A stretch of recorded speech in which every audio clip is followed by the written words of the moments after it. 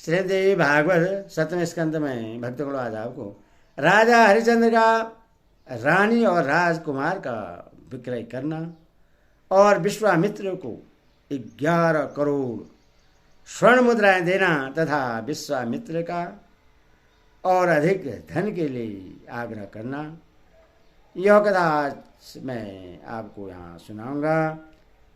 भक्तगणों, आप भक्ति माँ भगवती चैनल को लाइक एंड सब्सक्राइब जरूर करें।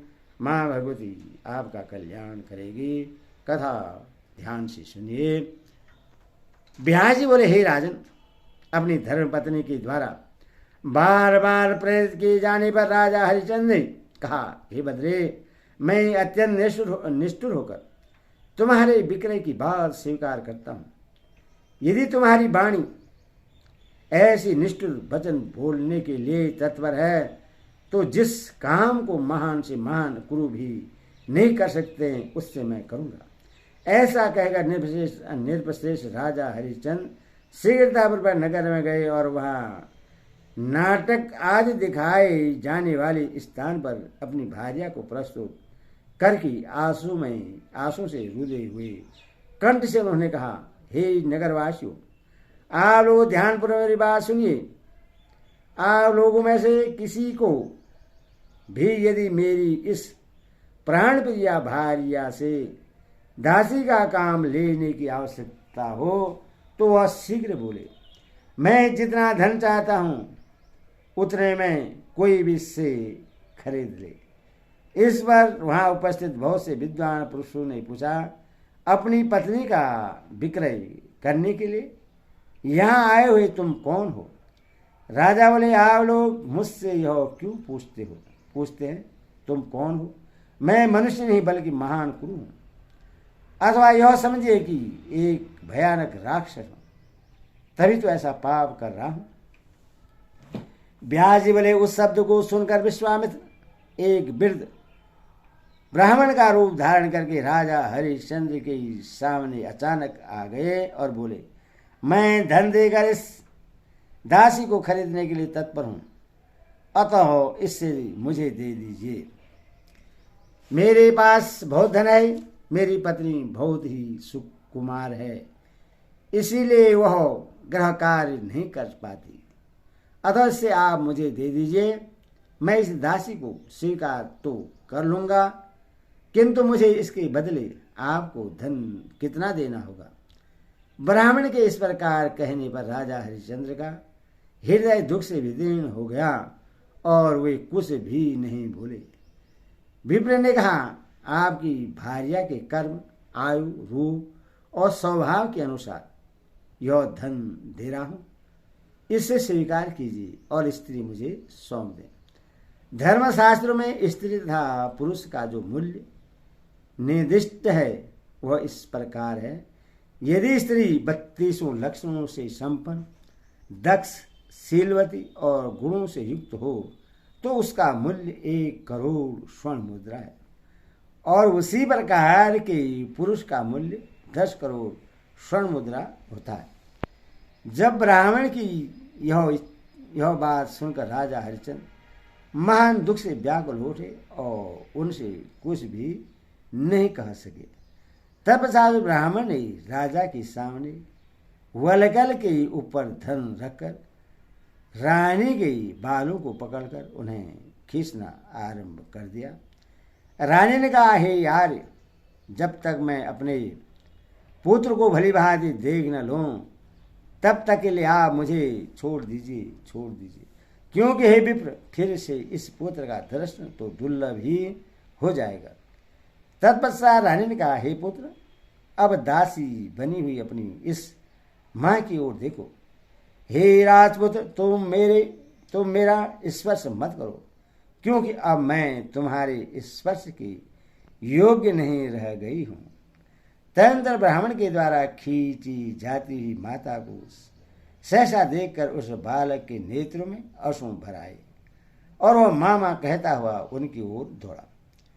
कौवे के पंख के समान केश वाला वह राजकुमार जब हाथ से माता का वस्त्र पकड़कर गिरते हुए साथ चलने लगा तब वह ब्राह्मण उससे आए हुए बालक को क्रोधपूर्वक मारने लगा। फिर भी उस बालक ने माँ माँ कहते हुए अपनी माता को नहीं छोड़ा। रानी बोले, हे नाथ, मुझ पर कृपा कीजिए और इस बालक को भी खरीद लीजिए, क्योंकि आपके द्वारा खरीदी गई भी मैं इसके बिना आपका कार्य सिद्ध करने में समर्थ नहीं रहूंगी। हे प्रभु, मुझ मंद भागिनी पर इस प्रकार कृपा अवश्य कीजिए। ब्राह्मण ने कहा, यह धन लीजिए और अपना पुत्र मुझे दे दीजिए। धर्मशास्त्र के अनुसार स्त्री पुरुष का मूल्य निर्धारित कर दिया है, जैसे 100, 1000, लाख और करोड़। उसी प्रकार अन्य विद्वानों ने शुभ लक्षणों से युक्त कुशल तथा सुंदर स्वभाव वाली स्त्री का मूल्य 1 करोड़ तथा वैसे ही गुण वाले पुरुष का मूल्य 10 करोड़ बताया है। सूजी बोले, तब ब्राह्मण ने उसी प्रकार बालक का मूल्य भी सामने रखे हुए वस्त्र पर फेंक दिया और फिर बालक को पकड़कर उसे माता के साथ ही बंधन में बांध दिया। इसके बाद वह ब्राह्मण उन्हें साथ लेकर हर्षपूर्वक शीघ्र ही अपने घर की ओर चल दिया।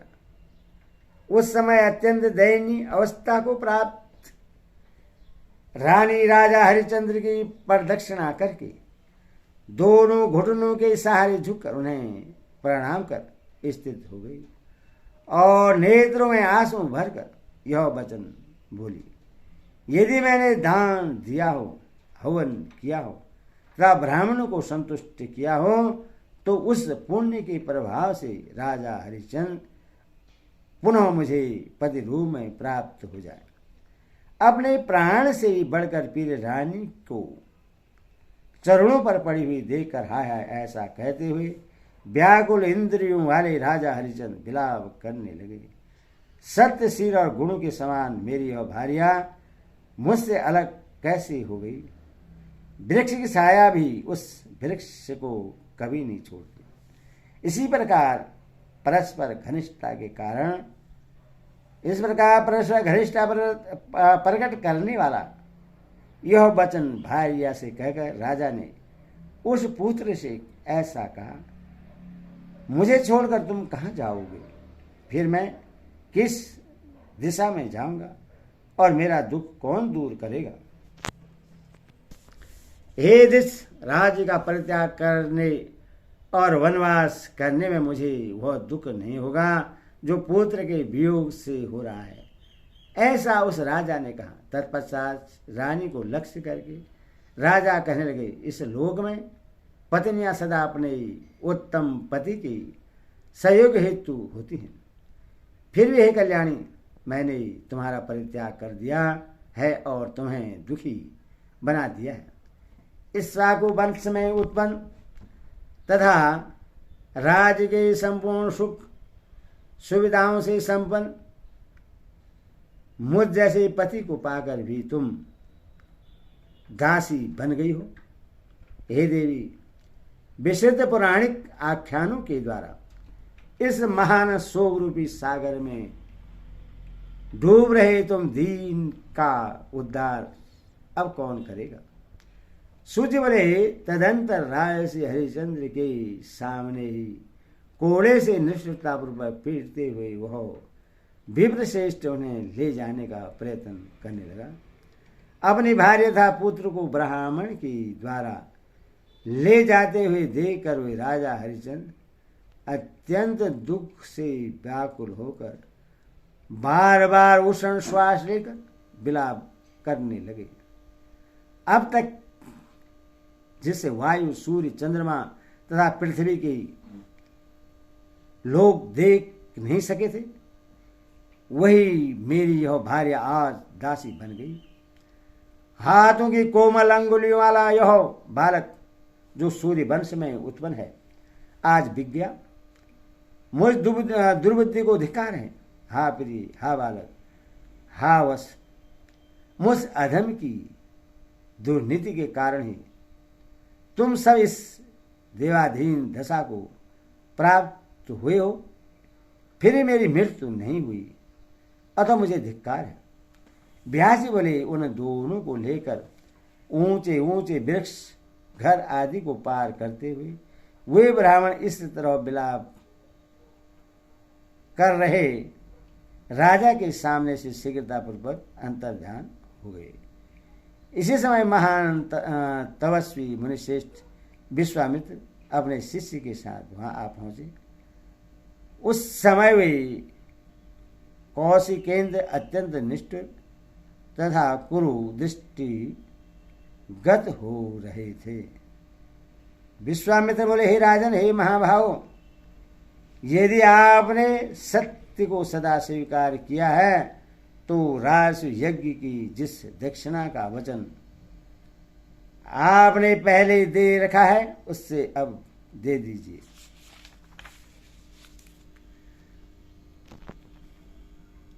हरिश्चंद्र बोले, हे राजर्षि, मैं आपको प्रणाम करता हूँ।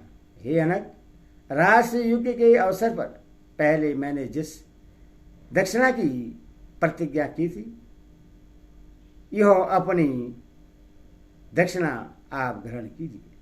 विश्वामित्र बोले, हे राजन, दक्षिणा के निमित्त जो यह धन आप दे रहे हैं उससे आपने कहां से प्राप्त किया है? आपने जिस तरह से यह धन अर्जित किया है उससे मुझे साफ साफ बतलाइए। राजा बोले, हे महाभाग, हे अनग, अब यह सब बताने से क्या प्रयोजन, क्योंकि उत्तम व्रत का पालन करने वाले हे विप्र, इसे सुनने से आपका शोक ही बढ़ेगा। ऋषि बोले, हे राजन, मैं दूषित धन कदापि ग्रहण नहीं करता। मुझे पवित्र धन दीजिए और जिस उपाय से द्रव्य प्राप्त हुआ हो उसे यथार्थ रूप से बतला दीजिए। राजा बोले, हे विप्र, मैंने अपनी उस साध्वी भार्या को 1 करोड़ स्वर्ण मुद्रा में और अपने रोहित नामक पुत्र को 10 करोड़ स्वर्ण मुद्रा में बेच दिया है। हे विप्र, इस प्रकार मेरे पास एकत्र इन 11 करोड़ स्वर्ण मुद्राओं को आप स्वीकार करें। सूर्य बोले, स्त्री और पुत्र को बेचने पर प्राप्त हुए धन को अल्प समझकर विश्वामित्र ने क्रोधित होकर शोकग्रस्त राजा हरिश्चंद्र से कहा। ऋषि बोले, राज यज्ञ की इतनी ही दक्षिणा नहीं होती, अतः शीघ्र ही और धन का उपार्जन कीजिए जिससे वह दक्षिणा पूर्ण हो सके। क्षेत्रीय धर्म का पालन करने से विमुख हे राजन, यदि आप मेरी दक्षिणा को इतने द्रव्य के ही तुल्य मानते हैं तो फिर मेरे परम तेज को शीघ्र ही देख लीजिए। अत्यंत पवित्र अंतकरण वाले मुझ ब्राह्मण की कठोर तपस्या तथा मेरे विशुद्ध अध्ययन के प्रभाव को आप अभी देख लें। राजा बोले, हे भगवान, मैं इसके अतिरिक्त और भी दक्षिणा दूंगा, किंतु कुछ समय तक प्रतीक्षा कीजिए। अभी अभी मैंने अपनी पत्नी तथा अबोध पुत्र को भेजा है। विश्वामित्र बोले, हे नराधिप, दिन का चौथा पहर उपस्थित है, यही प्रतीक्षा का अंतिम समय है। इसके बाद फिर आप मुझसे कुछ न कहिएगा। इति श्रीमद् देवी भागवत महापुराण षष्ठाव 10 सहस्त्राण सहितानां सप्तस्कंधे हरिचंद्र पत्नी पुत्र विक्रमणाम 12 अध्याय। हरि ओम तत्सत्। हरि ओम तत्सत्।